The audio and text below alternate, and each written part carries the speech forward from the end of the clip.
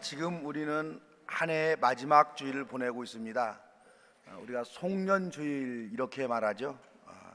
이제 이번 주간에 우리는 2020년도 새로운 해를 맞이하게 됩니다. 이 주간에 지혜로운 사람들은 지나간 한 해 동안에 어떤 일이 나에게 있었는지 생각해 봅니다.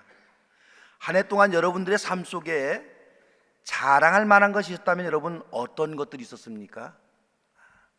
혹 부끄러워할 만한 일들은 없었습니까? 부끄러운 일들이 지난 세월 동안 있었다면 그것은 빨리 잊어버리시기 바랍니다. 인간은 누구나 실수투성이의 삶을 살아갑니다. 실수한 것은 속히 잊어버리는 것이 가장 빨리 회복하는 길입니다. 저는 예전에 기억력이 좋은 사람들이 참 부러웠습니다. 암기를 잘하는 것, 오랫동안 기억하는 것이 주님의 은총인 줄 그렇게 알았습니다. 나이가 먹어가면서 잊어버리는 것, 망각도 하나님이 주신 또 하나의 은총이구나 이렇게 생각했습니다. 살면서 저지른 수많은 실수를 잊을 수 있는 망각, 이게 여러분 하나님의 은혜입니다. 그래서 여러분 대신 자랑할 만한 일이 있다고 한다면 우리가 오래 기억하고 기뻐하면서 다른 사람들과 나누는 것도 꽤 괜찮은 겁니다. 대체적으로 사람들은 한 해 동안에 늘어난 재산을 자랑하고 높아진 지위를 자랑하고 얻게 된 명성을 자랑하고 자신들의 일상적 성공을 자랑을 합니다. 이런 것들도 실장에서 기뻐하고 자랑할 만한 좋은 것들입니다. 한 해 동안 이런 일들이 있었다면 우리는 당연히 기뻐하고 자랑해야 합니다. 그런데 예수를 믿는 우리 크리스찬들은 세상 사람들과는 뭔가 좀 다른 것을 자랑해야 하지 않을까? 믿음을 가진 사람들은 일상적 자랑과는 좀 구별이 있는 신앙적 자랑이 필요합니다. 저와 여러분이 있었던 지난 한 해 동안의 신앙적 자랑, 혹 그것이 있다면 여러분 무엇일까요? 오늘 구약 본문을 두 군데 갈라서 읽었습니다. 저희가 읽은 두 본문 중간에는 그 사람 이름이 동일한 형식으로 계속해서 반복되어 기록되어 있습니다. 그래서 이 명단이 무려 42,360명이 됩니다. 4만여 명의 명단을 일일이 다 기록한 것은 아니지만은 가족의 대표자 이름과 함께 몇 명임을 기록했습니다. 근데 이 명단이요 거의 동일하게 에스라서 2장에도 그렇게 기록되어 있습니다. 구약에 이름이 기록되었다는 것은 이스라엘 역사책에 기록이 되었다 이런 뜻입니다. 더 나아가서 인류의 역사책에 기록되었다 이런 뜻입니다. 물론 느헤미야가 쓰여질 때에는 이 느헤미야서가 인류의 역사책이 될 것이라는 생각은 하지 못했습니다. 하지만 이스라엘 역사책에 기록된 이름들이 온 인류의 크리스찬들이 읽는 구약 성경이 됩니다. 여기에 기록된 이름이 기록된 사람들은요 대단히 사랑스럽고 기뻐할 것입니다. 그렇다면 이분들은 어떤 위대한 일을 했기에 역사에 이름을 남겼을까요? 느헤미야와 에스라 성경에 이름을 남긴 이들은요 남왕국 유다가 망하면서 바벨론으로 포로 잡혀갔던 그런 유다 사람들입니다. 이 사람들은 포로의 신분으로 바벨론에서 살다가 느헤미야와 함께 예루살렘으로 건너와서 예루살렘 성벽을 재건했습니다. 이 느헤미야라는 사람은요 페르시아에서 출세한 공무원입니다. 페르시아는 바벨론을 멸망시킨 그 당시의 최고 강대국입니다. 한마디로 말한다면 느헤미야는요 그 당시 최고의 강대국 페르시아 왕의 술친구였다 이렇게 우리가 봐도 됩니다. 이런 느헤미야가 고국 예루살렘의 성벽이 무너져 내린 채 방치되어 있다 이 소식을 듣습니다. 무너진 고국을 생각하면서 느헤미야는 왕의 허락을 받고 고국 예루살렘으로 가서 민족을 다시 부흥시켜야겠다 이렇게 결단합니다. 느헤미야는 바벨론에 살고 있는 동족들에게 같이 고국 예루살렘으로 돌아가서 폐허진 예루살렘 성벽을 재건하고 고국 이스라엘을 다시 위대한 나라로 회복시킵시다 이렇게 이제 호소합니다. 그때 바벨론에 살고 있었던 유다인들이 한 200만 정도였다고 하는데요 느헤미야의 호소를 듣고 조국 이스라엘의 부흥에 참여하겠다라고 다짐하고 느헤미야와 함께 귀국한 사람은 약 오늘 성경 본문에 4만여 명 좀 넘습니다. 약 2% 정도가 참여하는 거예요. 이렇게 작은 수가 귀국하게 된 데는 여러분 이유가 있습니다. 유대인들이 바벨론으로 끌려가서 살은 지가 최소한 50년이 지났기 때문이에요. 50년. 타향에서 50년 동안 살게 되면요, 대부분은 나름대로 정착하고 자리 잡고, 그리고 그 타향이 곧 고향으로 그렇게 됩니다. 포로들은 낯선 타국에서 자신에게 맞는 직업을 찾아서 생존해 갑니다. 포로 2세들은 아이들대로 잘 적응하고 있고 결혼해서 가정을 가진 이들도 많았습니다. 50년간 열심히 살다 보니까는요, 경제적으로 넉넉한 사람들도 있었습니다. 보니까는 종들도 많이 데리고 있었어요. 근데 50년간이나 마음 붙이고 정 붙이고 살던 땅을 떠나서 고국으로 돌아가자, 이렇게 호소합니다. 여기에 여러분 호응할 사람이 몇 명이나 있을까요? 느헤미야는 설득하고 설득해서 겨우 2% 정도에 해당하는 4만여 명 정도를 데리고 예루살렘으로 귀국합니다. 물론 처음에는 1차 포로 귀환 때는 그 수가 더 적었고 몇 차례 걸쳐서 돌아온 수를 4만여 명 정도로 그렇게 봅니다. 이 사람들이 바벨론에서 망해서 폐허가진 고국에서도 예루살렘을 재건합니다. 무너진 나라를 다시 세우는 일은요, 대단히 큰 고통이 따르는 일입니다. 하지만 이 일은 위대한 일입니다. 느헤미야와 에스라는 자신들의 말을 듣고 타향이었지만은 안정되고 정들었던 그곳을 떠나서 자신들과 함께 귀국해서 나라를 세우는 데 힘을 보탠 동지들이 너무너무 고맙고 고마웠습니다. 그래서 이들의 느헤미야와 에스라는 그들의 이름을 다 기록해서 후세에 남깁니다. 이 기록이 느헤미야와 에스라 두 군데 기록이 되어 있습니다. 역사의 이름이 기록된 사람들은 무너진 성벽을 쌓느라 고생을 했지만은요, 포로에서 귀환한 일을 두고두고 자랑했을 것이고 기뻐했을 것입니다. 이들의 후손들은 역사에 이름을 남긴 선조들 때문에 행복했고 대단히 기뻤습니다. 우리가 쓰는 말 인사유명, 호사유피 이런 말 있죠. 자신의 이름이 그 어디에 기록되었다는 사실, 큰 자부심을 가지게 합니다. 지금은 작고하신 장인어른이 살아계실 때 한 번은 군산의 음파유원지를 가보자 저한테 그러는 거예요. 그때는 이제 많이 연로하셔서 전주의 한 양로병원에서 노후를 보내고 있었습니다. 왜 갑자기 음파유원지 가시합니까? 그러니까 가보면 안다고 그러는 거예요. 그래서 모시고 군산 음파유원지를 갔더니요, 거기에 충원탑이 있었습니다. 그 충원탑에 6.25 참전 용사들의 이름이 기록된 거예요. 그러니까 이 어른이 6.25 전쟁에 참전했기 때문에 자신의 이름이 거기에 새겨져 있는데, 거기에 새겨진 자신의 이름을 사유에게 확인시키고 자랑하기 위해서 그곳에 가보자 했던 겁니다. 자식들은 그곳에 아버지의 함자가 기록되었다는 사실을 확인하지 않았습니다. 그러니까 본인은 충원탑에 자신의 이름이 새겨져 있느라 자랑하고 싶은데 이 무심한 자식들은 도대체 관심이 없으니까요, 대단히 서운했던 것 같아요. 그러다가 말 잘 듣는 큰 사위에게 망설이다가 함께 그곳에 가보자 그런 거예요. 이 땅에 태어나서 어디에단가 자신의 이름을 남긴다는 사실은 그래서 상당히 기분 좋은 일입니다. 저와 여러분의 이름은 어디에 새겨져 있습니까? 다 잊어버렸죠. 저와 여러분 최소한 두 군데 새겨져 있습니다. 한 곳은 이 건물 머릿돌에 저와 여러분의 이름이 새겨져 있습니다. 이 건물을 건축하면서 건축원금한 여러분이 너무도 고맙고 감사해서 이름을 적어서 입당하는 날 머릿돌에 넣어 두었습니다. 우리 주님이 여러분의 흘린 땀을 반드시 기억할 것입니다. 또 하나, 저와 여러분의 이름은 하늘나라 생명책에 기록되어 있습니다. 믿음의 사람들 이름은 하늘 생명책에 기록됩니다. 예수님은 일상적 자랑보다도 그 어떤 업적보다도 이름이 하늘에 기록된 것을 기뻐하고 자랑하라, 그렇게 말씀하고 계십니다. 오늘 신약 본문에서 예수님이 70명의 제자들을 뽑았습니다. 이들을 둘씩 팀을 만들고 여러 마을로 일종의 전도 여행, 선교 여행을 보냅니다. 예수님은 이 제자들에게 가는 곳곳마다 하나님 나라를 선포하고 사람들이 가진 크고 작은 아픔을 치유해 줄 것을 그렇게 당부합니다. 2명씩 팀을 이룬 제자들은요, 전대도 자루도 없이 신발도 여벌로 가지지 않고 사방으로 길을 떠납니다. 이들은 그 누구 집이나 들어가서 평화의 복음을 전합니다. 다행히 그 집의 주인이 제자들이 전하는 평화의 복음을 받아들이면 그 집에 더 머물러 있습니다.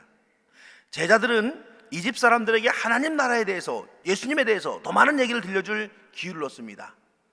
하지만 그 집의 주인이 제자들을 거부하면 그 집에서 먼지를 털고 떠날 것을 그렇게 요구합니다. 복음을 거절한 사람에게 더 이상 미련을 두지 말라, 이런 뜻입니다. 이들은 여러 마을에 들어가서 많은 사람에게 복음을 전합니다. 크고 작은 삶의 문제로 고심하는 그들을 격려하고 척박한 그들의 삶을 위로하고, 그렇게 그들은 전도를 했습니다. 드디어 시간이 되어서 전도를 떠났던 모든 제자들이 예수님에게 다시 돌아옵니다. 이들은 전도 여행에서 돌아와서 예수님에게 선교지에서 있었던, 그 전도하면서 있었던 그런 사건을 보고합니다. 제자들은 기쁨과 설레임에 가득 차서 예수님께 고합니다. 주님, 주님의 이름을 대면 귀신들까지도 우리들에게 복종합니다. 전도 여행의 결과에 아주 만족해하는 제자들에게 예수님도 응답합니다. 사탄이 하늘에서 번개불처럼 떨어지는 것을 내가 보았다. 이미 예수님도 전도를 낚았던 제자들이 놀라운 승리를 거두었음을 예수님도 알게 됩니다. 근데 저는요, 이 부분을 읽으면서 이런 생각도 하게 됩니다. 그래, 한때는 귀신을 쫓아내고 사탄을 이겼던 너희들이 예수님이 십자가에 달려 죽임을 당할 때는 모두 비겁하게 도망가고 없었단 말이지. 여러분 그러잖아요.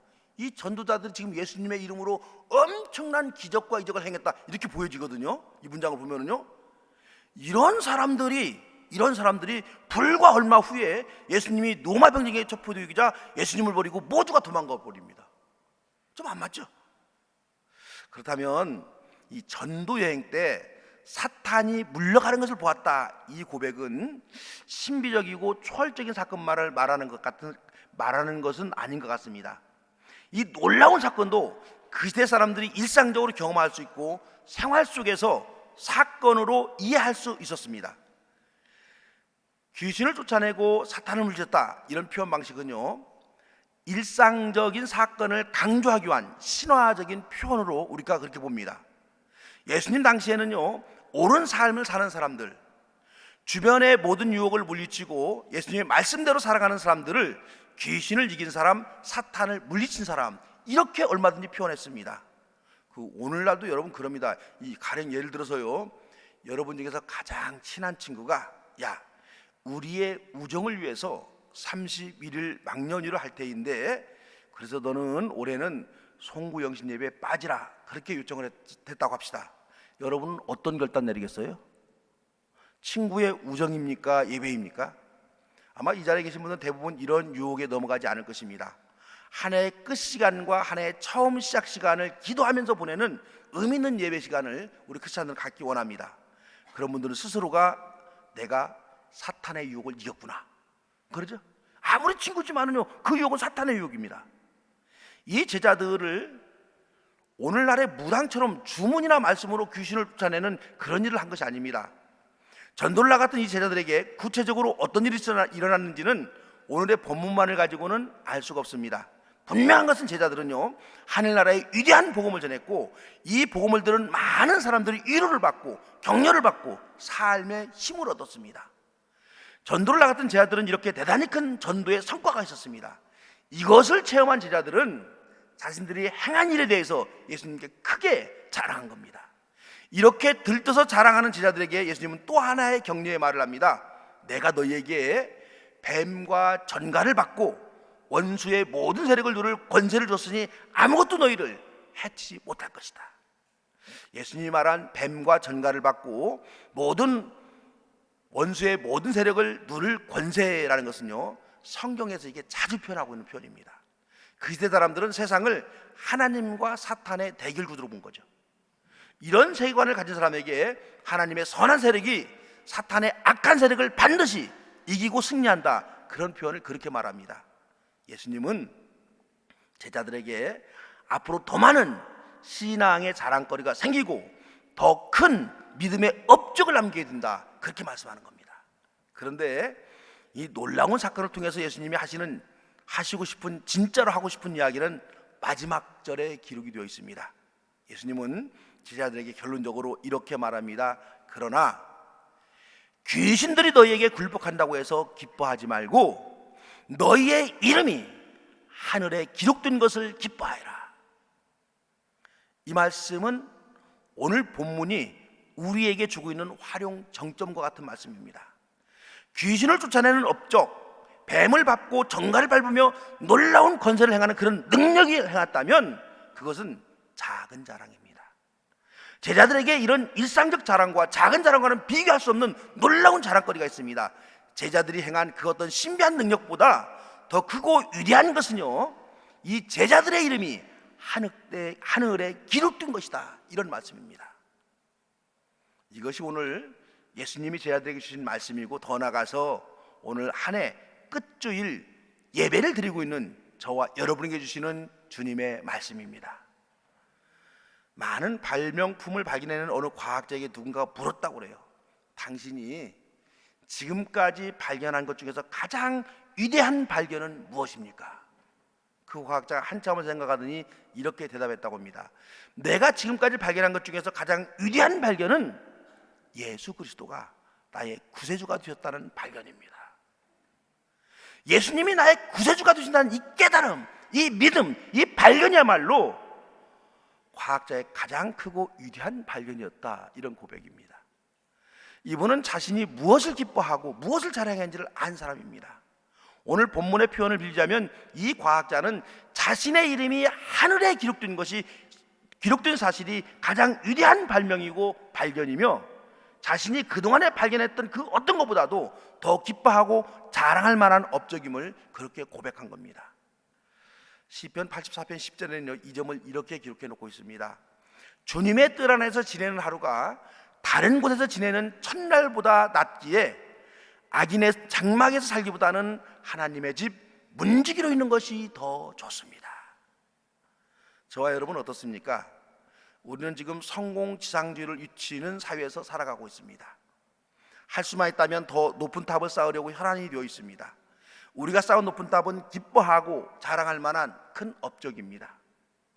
지난 한 해 동안 여러분이 쌓은 탑은 얼마나 높이 올라갔습니까? 지난 시간 동안 여러분들에게는 크고 작은 자랑거리가 꽤 있을 수도 있습니다. 한 해를 뒤돌아보면서 내가 쌓아놓은 높은 탑을 보고 기뻐하고 내 자랑거리를 휴상하면 가슴이 뿌듯할 수도 있습니다. 앞으로 여러분이 쌓아놓은 탑은 더 높아질 수도 있고, 여러분이 내세울 만한 자랑거리는 하나둘 더 늘어갈지도 모릅니다. 근데 우리 크리스찬들은 한 가지 분명히 기억해야 됩니다. 저와 여러분이 이룬 그 어떤 성공과 업적보다도 우리의 이름이 하늘에 기록된 것이 훨씬 더 크고 위대하다는 사실입니다. 사도 바울은 생명책이라는 용어를 썼습니다. 한 해 동안 우리가 믿음을 지켰고 주님을 경배하며 살았다면 저와 여러분은 분명히 하늘 생명책에 이름이 기록된 사람입니다.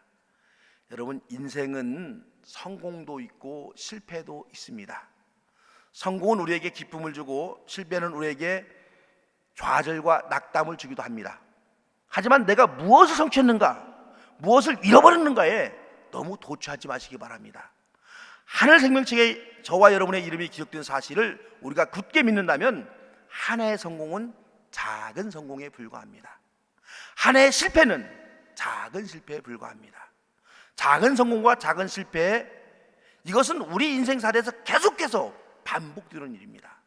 신앙인들은 한 해의 성공에 교만해져서는 안 됩니다. 또 한 해의 실패에 절망해서도 안 됩니다. 올 한 해를 예배하면서 마무리할 수 있다는 이 사실에 우리가 기뻐해야 합니다. 한 해 동안 믿음을 지키며 살았다는 증거이고, 믿음을 지키며 살아온 저와 여러분은 하늘의 이름이 기록이 되어 있습니다. 저와 여러분은 하늘 생명책에 이름이 기록된 위대한 성공을 성취한 사람들입니다. 이것을 자랑하고 이것을 기뻐하면서 한 해를 정리할 수 있기를 바랍니다. 한 해의 마지막 주간 송년주일입니다. 사탄이 우는 사람과 같이 돌아다니면서 믿는 자들조차도 실족게 하려고 찾아다니는 그런 유혹의 시대에, 이 미혹의 시대에 우리가 믿음을 지켰고 하나님과 교제하는 삶을 살았습니다. 저와 여러분은 하늘의 이름이 기록되었고 생명책의 이름이 기록되었습니다. 예수님의 충고대로 우리는 하늘 생명책에 기록된 이 사실을 기뻐하고 이 사실을 자랑하면서 한 해를 보낼 수 있기를 바랍니다. 하늘 생명책에 우리 이름이 기록됐음을 최고의 자랑으로 알고 이 자랑과 기쁨이 영원히 지속되도록 주님께 기도하는 저와 여러분 되시기를 주의 이름으로 축원합니다. 사랑의 주님, 많은 미혹의 순간들이 있었습니다. 올 한 해도 우리의 신앙을 앗아가려는 수많은 유혹들이 있었음을 고백합니다. 하지만 주님, 우리는 믿음을 끝까지 지켰고 믿음의 삶을 2019년도에도 당당하게 승리할 수 있었습니다. 우리 주님, 주님께 감사드리며 주님 만나는 그날까지 우리가 이 믿음 가지고 일생송환 살아가는 하늘 백성들 되게 하여 주시옵소서. 예수님의 이름으로 기도합니다.